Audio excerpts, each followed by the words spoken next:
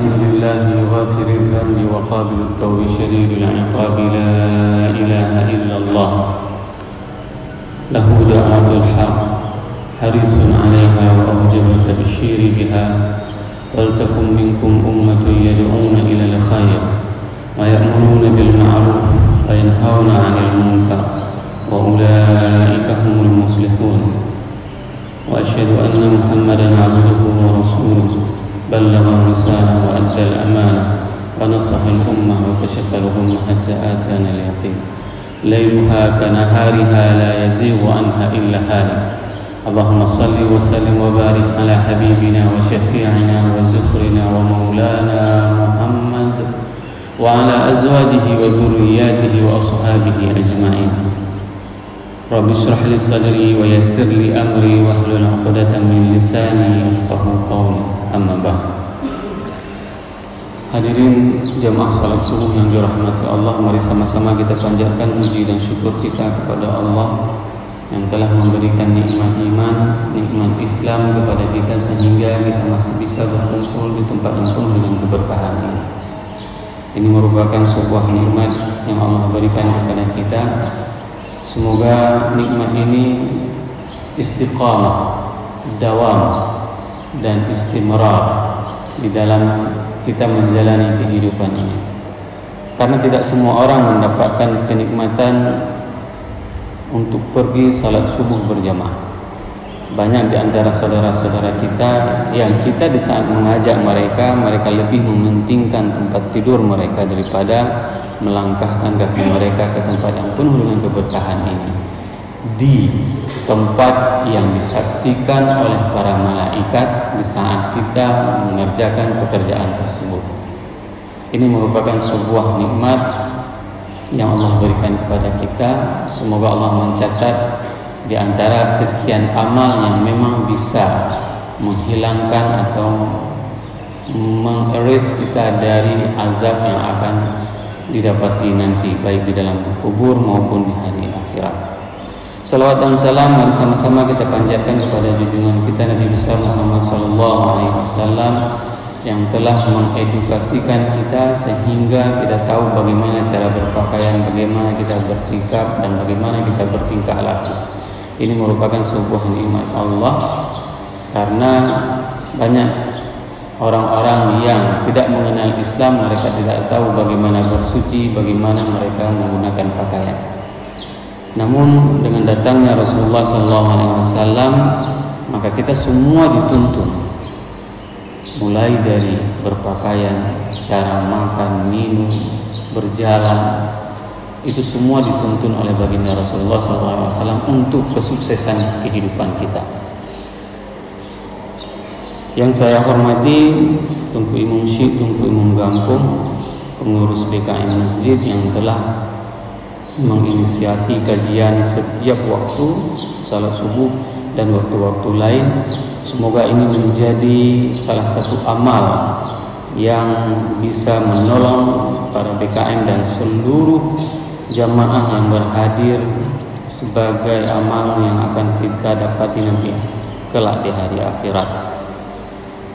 Mari sama-sama kita berniat iktikaf di dalam rumah Allah ini.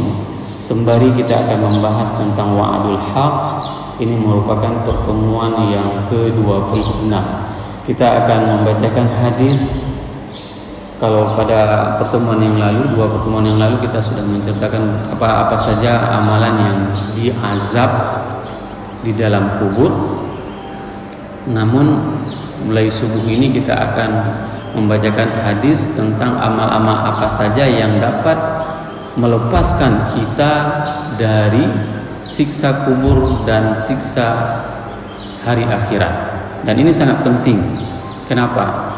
Karena Rasul Shallallahu Alaihi Wasallam itu menceritakan kepada kita supaya kita jangan sampai disiksa. Pada Senin yang lalu saya sudah mengatakan apa saja kajian kita ini adalah kajian yang benar, wa'dul haq namanya, janji pasti. Janji pasti ini kalau seandainya kita menepatinya, mentaatinya, maka kita akan terlepas. maka kita akan terlepas, tidak akan terkena sebagaimana yang diprediksikan oleh Rasulullah SAW. Sama seperti seorang guru, seorang dosen memberikan gambaran kisi-kisi soal apa saja yang akan ditanyakan nanti pada saat ujian final. Bahkan kadang-kadang dosen itu curang, apa yang dikasih kisi-kisi nggak ditanya sama mahasiswanya. Nah kalau Rasul tidak, Rasul sudah mengatakan bahwasanya ini kisi-kisi, ada 16 amalan yang bisa menyelamatkan seseorang itu dari azab kubur dan azab hari akhirat. Itu pasti. Tinggal saja komitmen kita, bukan komitmen ya, menjaga sumur ya. Komitmen beda.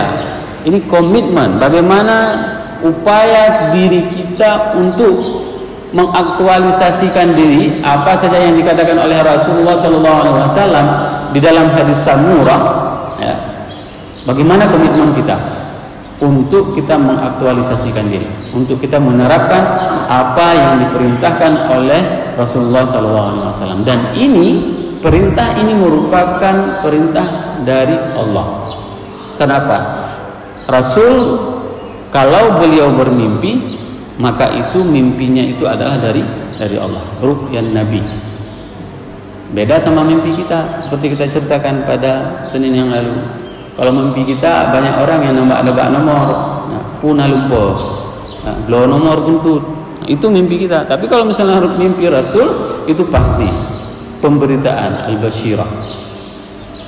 Baik, sama-sama kita akan membacakan hadis dari Abdurrahman ibnu Samurah fi ru'ya Rasulullah sallallahu alaihi wasallam. Ini dapat dilihat di dalam kitab Mu'jam Kabir juz 25 halaman 282 karangan Imam At-Tabrani. Kita akan bacakan hadisnya. Haddatsana Ali ibnu Abdul Aziz, haddatsana Sulaiman ibnu Ahmad Al-Wasiti, haddatsana Marwan ibnu Muawiyah, haddatsana Al-Wazir ibnu Abdul Rahman an Ali ibnu Zaid ya. An Sa'id ibnu Musayyib an Abdul Rahman ibnu As-Sumairah qala kharaja ilaina Rasulullah sallallahu alaihi wasallam ghadatan faqala inni ra'aitu al-bariha ajaban ra'aitu rajulan min ummati atahu mulkun. Abdurrahman ibnu Samurah Al-Quraisy berkata, qala kharaja ilaina Rasulullah sallallahu alaihi wasallam ghadatan. Suatu pagi Rasulullah sallallahu alaihi wasallam menuju ke tempat kami. Beliau berkata, inni ra'aitul bariha. Sesungguhnya semalam aku melihat sesuatu yang ajaib. Rasul bermimpi, dalam mimpinya sesuatu yang sangat ajaib. Ra'aitu rajulan min ummati, aku melihat seorang dari umatku yang didatangi, min ummati atahu malikul maut, dia itu didatangi oleh malaikatul maut, liyuqbida ruhahu faja'ahu bara'ahu biwalidayhi famana'ahu. Aku melihat seorang dari umatku didatangi oleh malaikat maut untuk dicabut nyawanya, faja'ahu birrihi, maka datanglah kebaikan dia kepada orang tuanya, famana'ahu, maka malaikat maut itu terhalangi. Apa yang ingin disampaikan di sini? Yang pertama sekali dilihat oleh Rasulullah SAW, Rasul melihat ada seorang laki-laki yang mau dicabut nyawanya oleh malaikat maut. Akan tetapi malaikat maut tidak jadi mencabut nyawa seseorang tersebut dikarenakan orang tersebut berbakti kepada orang tuanya. Ini merupakan salah satu bagaimana kehebatan dan dahsyatnya berbakti kepada orang tua. Kita sudah menceritakan, ada pembahasan terdahulu di Wa'dul Haq bagaimana pengabdian seorang kepada orang tua. Nah, di sini yang ingin kita sampaikan apa? Ada seseorang yang memang dia senantiasa, kalau misalnya dia masih ada orang tuanya, dia berbakti kepada orang tuanya. Padahal kalau dari segi riwayat, mungkin kalau dari segi riwayat medis misalnya, dia itu sudah selesai, nggak akan ada umur panjang misalnya. Tapi kenapa dia masih hidup? Kenapa? Karena kita membacakan hadis tadi, mungkin beliau masih berbakti kepada orang tuanya. Ini yang disampaikan oleh Rasulullah SAW. Ada seseorang yang mau dicabut nyawanya oleh malaikat maut, tapi malaikat maut tidak jadi mencabut nyawanya dikarenakan pengabdian dan bakti seorang hamba kepada orang tuanya. Begitu juga apabila seorang orang tua itu yang sudah meninggal dunia. Di saat orang tuanya sudah meninggal dunia, maka pengabdian dia itu, berbakti dia kepada orang tuanya itu adalah dengan berbuat baik, tidak melakukan amal-amal yang membuat orang tuanya itu disiksa. Ini merupakan sebuah tanggung jawab. Bayangkan ibu-ibu, ayah-ayah, bunda semuanya, pahala itu akan didapati oleh orang tua sebanyak amalan yang dilakukan oleh anak. Makanya ajarilah anak dalam berbuat kebaikan. Misalnya dia pergi belajar, nah di setiap kebaikan dia pergi belajar itu akan mengalir pahalanya kepada orang tuanya. Kalau si anak salat tahajud, maka pahala tahajud itu didapati oleh si anak dan didapati juga oleh orang tua. Ini multiplier pahala namanya. Kalau di dalam marketing dia ada multi level marketing, tapi kalau di dalam pahala itu ada multiplier pahala. Jadi semua kebaikan yang dilakukan oleh anak itu akan mengalir pahalanya, akan sampai pahalanya kepada orang tua. Si anak bersedekah, maka itu akan sampai kepada orang tua. Toh apalagi si anak bersedekah untuk orang tuanya. Jangan pernah pelit. Kenapa?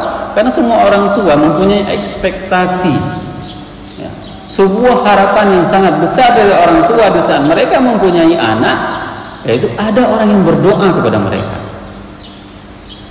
Bukan untuk dikembalikan semua kehabisan uang yang telah dikeluarkan oleh orang tua, bukan itu.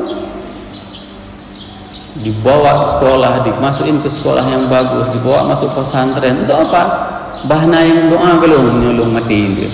Seperti itu harapannya. Tapi kan kasihan kalau seandainya seorang anak itu menyiksa kerinduan orang tuanya dengan tidak pernah berbakti kepada orang tuanya. Dia tidak pernah mengirim doa kepada ayahnya, kepada ibunya yang sudah meninggal lama. Bayangkan, selama ini orang tua kita itu menanti doa dari anaknya. Dan saya sudah pernah juga menyampaikan, ada seorang teman yang meminta doa, selalu meminta doa. Bahkan setiap dia misalnya pergi sembahyang subuh, dari rumah ke masjid dia bacakan surat Al-Muluk. Dari rumah dia pergi ke masjid, dia jalan, itu dia baca surat Muluk.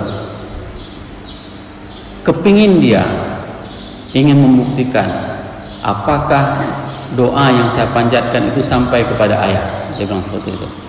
Dan minta, ya Allah, kasih nampaklah bagaimana keadaan ayah saya di alam barzakh. Apakah sampai doa yang saya panjatkan selama ini? Mimpi, malamnya mimpi ketemu sama ayahnya berpakaian hijau. Baca surat Kahfi nanti, orang-orang di dalam surga itu berpakaian hudrin, pakaian hijau dari sutra, dan memeluk dia sambil seraya berkata, wahai anak, terima kasih yang selama ini telah mendoakan untuk ayah. Bagi kita yang sudah tidak punya lagi ayah, maka jangan pernah lewatkan momen angkat tangan, tengadahkan. Kalau misalnya kita dalam sujud, Ya, karena dua momen yang paling penting di dalam salat nanti kita akan bahas nanti. Dua momen paling penting dalam salat itu di saat kita ruku, saat kita sujud, dan di saat kita sujud panjatkan doa untuk orang tua. Karena ini akan sampai dan mereka itu sangat mengharapkan. Nah, di saat kita berdoa seperti ini itu akan terungkap apa yang dikatakan oleh Rasulullah SAW. Apabila ada malaikat maut, itu deh. Apabila ada malaikat maut yang ingin mencabut nyawanya, maka karena berbaktinya dia kepada orang tuanya, maka malaikat maut tidak jadi mencabut nyawanya. Hadirin yang dirahmati Allah, mungkin nggak sampai 16 ya kita akan bahas pagi ini. Kita akan baca sampai berapa, yang 2 atau 3 atau sampai 5. Berikutnya Rasulullah SAW berkata, wa ra'aitu rajulan min ummati, dan aku melihat laki-laki dari umatku, wa qad basata alaihi azabul qabr, dan dia telah dihamparkan di hadapannya azab kubur. Ini mimpi Rasul. Ada melihat seorang laki-laki dan dia itu sudah ready untuk disiksa dari kuburnya. Faja'ahu wudu'uhu lis-shalah famana'ahu, maka datanglah wudu'nya lis-shalah, pada saat salat. Famana'ahu, maka wudu tersebut menghalangi seseorang dari azab kubur. Bayangkan ya. Mulai hari ini pasang niat hadis ini ya. Itu disebabkan kenapa seseorang itu disuruh untuk dawam alal wudu, selalu harus mempunyai wudu. Karena ini salah satu manfaat yang paling nyata. Orang yang mempunyai wudu, dia tidak akan disiksa dalam kubur sampai dengan hari akhir. Coba bayangkan. Kalau dalam bahasa ekonomi nggak ada kosnya, nggak ada biayanya. Berwudu kan tidak ada biaya kan? Bapak Ibu jamaah yang dirahmati Allah, kalau misalnya mau pergi umrah, mau pergi haji itu pakai biaya. Harus ada uang 30 juta, 40 juta, kalau plus itu sampai ratusan juta. Cost, high cost kalau dalam bahasa ekonomi. Tapi wudu ini nggak ada biaya. Hidupin keran, wudu. Niatkan seperti yang disampaikan oleh Rasulullah SAW. Nyolong tu semayangnya insyaallah sesuai dengan dipegang oleh Rasulullah, terhindar dari azab kubur. Bahkan Imam Abu Hanifah itu di saat beliau berwudu itu nampak maksiat, dosanya jatuh dari anggota tubuhnya. Ini makamnya beda ya, beda sama kita. Kalau kita yang kita lihat cuma air yang jatuh. Kalau Imam Abu Hanifah misalnya dia sewaktu mencuci tangan, itu apa kesalahan di tangannya itu nampak jatuhnya. Itu dikatakan. Waktu dia cuci sampai siku, nampak apa kesalahan yang pernah dilakukan. Itu nampak jatuh. Begitu juga dengan wajah. Begitu juga dengan kita sebenarnya. Begitu juga dengan kita. Di saat kita mencuci bagian anggota tubuh kita, wudu, itu kita niatkan seperti itu. Kalau ada dosa-dosa yang dulu misalnya kita pernah bersentuhan dengan yang bukan mahram, minta ampun dari saat berwudu. Sewaktu kita mencuci tangan kanan, kita minta supaya nanti di hari akhirat dan kita berhusnudzan kepada Allah akan diberikan kitab dengan kanan kanan. Ini sebenarnya. Nah, ini sebenarnya diantara kenapa manfaat wudu.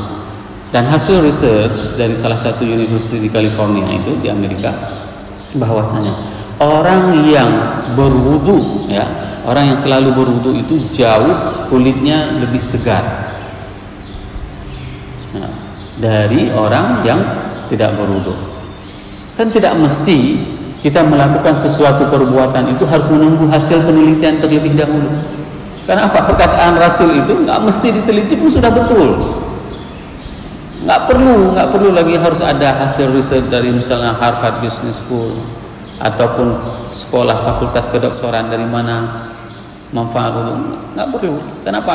Yakinlah, inilah janji pasti yang disampaikan oleh Allah dan Rasul kepada kita untuk kita aktualisasikan. Maka jagalah wudu. Dan yang paling bahaya dan yang paling tidak enak budaya kita di Aceh, di Indonesia. Kita kan sering batal wudu karena katakanlah misalnya bersalaman. Nah, ada sebagian orang waktu diajak salam sama ibu-ibu tua dia bilang ada wudu saya bu. Nah, dia buat seperti ini. Tapi kalau misalnya anak gadis yang ajak salaman, mahasiswi misalnya ajak salaman, disalamnya, nah, kasih terus tangan seperti itu. Ini tidak fair namanya, ya, tidak fair. Kalau memang kita ingin konsisten, ya konsisten. Katakan saya berwudu, ya, baik untuk anak muda, anak gadis maupun nenek-nenek. Walaupun nenek-nenek sebenarnya nggak apa-apa lagi, ya. Ini sebenarnya perlu konsisten. Dan tabiat seperti ini tidak ada di Malaysia. Mereka tidak pernah berjabat tangan antara laki-laki dengan perempuan. Nah, misalnya jumpa kolega sekalipun tidak ada yang berjabat tangan antara laki-laki dengan perempuan. Ini budaya kita yang masih melakukan musafahah antara laki-laki dengan perempuan. Yang lebih bahaya lagi kalau di Eropa. Kalau misalnya laki-laki dengan perempuan cipika-cipiki. Nah, kalau sesama laki-laki cuma jabat tangan. Ini yang apa namanya, yang harus kita benarkan bersama-sama. Jadi amalan yang kedua yang bisa menyelamatkan seseorang dari azab kubur itu adalah berwudu. Gampang sekali. Mulai hari ini kita sudah tahu dua hal. Berbakti kepada orang tua. Yang pertama, masih ada orang tua, berbaktilah. Karena surga itu ada di rumah kita. Nah, misalnya ada yang punya orang tua yang pergi ikut pengajian hari ini, berbaktilah. Ya, berbaktilah kepada orang tua, karena itu adalah surganya. Pintu surga masih ada. Beda sama mereka yang sudah tidak ada lagi orang tua. Yang kedua, berwudu. Nah, dawam wudu ini perlu sekali kita menjaganya. Yang ketiga, matanya adalah wa ra'aitu rajulan min ummati qad ihtawashathul malaikatul azab faja'athu salatuhu fakhalastuhu min bainihim. Wa ra'aitu rajulan min ummati, aku melihat laki-laki min ummati dari umatku qad ihtawashathul malaikah, dikepung oleh malaikat azab, ya, yang akan memberikan azab. Ini udah siap-siap ini mau diazab. Faja'athu salatuhu, maka datanglah amalan salatnya. Fakhalastuhu min bainihim, maka terbebaslah dia dari azab tersebut. Pertanyaannya, masih malas kita salat? Tidak. Kenapa? Di saat kita salat, kita akan terlepas dari azab. Maka nanti di hari akhirat, mulai dari saat kita masuk ke dalam kubur, itu semua amalan kebaikan yang kita lakukan itu kita sangat mengharap dan menanti-nantinya, ya, akan kita tunggu. Oh, dulu saya pernah baca Quran, oh dulu saya pernah salat, itu semua akan kita nanti. Dan ini jelas Rasul sendiri yang mengatakan bahwasanya ada seseorang yang sudah dikepung oleh malaikat azab, akan tetapi dia terbebas dari azab tersebut di saat datang amal salatnya. Jadi semua amal-amal itu akan mendatangi kita pada saat kita sudah meninggal dunia. Inilah investasi kita. Di saat kita hidup di dunia, kita rajin salat kita berjamaah. Niatkan seperti hadis yang disampaikan oleh Rasulullah SAW. Kenapa kita pergi? Ini kan kita cerita. Kalau di sini kan semua sudah pergi hadir, ya. Orang yang berada di sini adalah orang-orang pilihan, orang yang memang sudah berhadir dan sudah mengetahui. Kehadiran kita ini harus berdampak positif kepada orang-orang yang tidak hadir. Nanti kita akan bacakan hadis selanjutnya ada di antara amalan yang memang itu menyelamatkan kita dari siksa kubur dan azab neraka itu adalah amar ma'ruf nahi mungkar. Maka mulai hari ini jika masih ada saudaranya, tetangganya, ajak. Karena kita tidak pernah mengkapling surga. Nah, harus kita ajak teman-teman, saudara-saudara kita untuk masuk surga bersama-sama. Bekna rencana kapling surga, nyo ke surga lu, anak berlain kita mau. Jangan seperti itu. Kita ajak mereka, ajak nanti dengan bil mau'izatil hasanah. Nanti kita akan bahas mengenai kelanjutan hadis. Mungkin hari ini 3 saja dulu. Insyaallah kita akan sambung dengan beberapa lanjutan lagi amalan. Hadisnya panjang sekali ini, hadis Samurah ini. Dan ini sangat penting kita mengaktualisasikan dalam kehidupan kita. Perlu sekali diingat, diulangi lagi, berbakti kepada orang tua, berwudu dan salat. Ingat hadis ini, inilah yang bisa menyelamatkan kita dari azab kubur dan siksa neraka. Subhanakallahumma wa bihamdika asyhadu an la ilaha illa anta astaghfiruka wa atubu ilaik. Wassalamualaikum warahmatullahi wabarakatuh.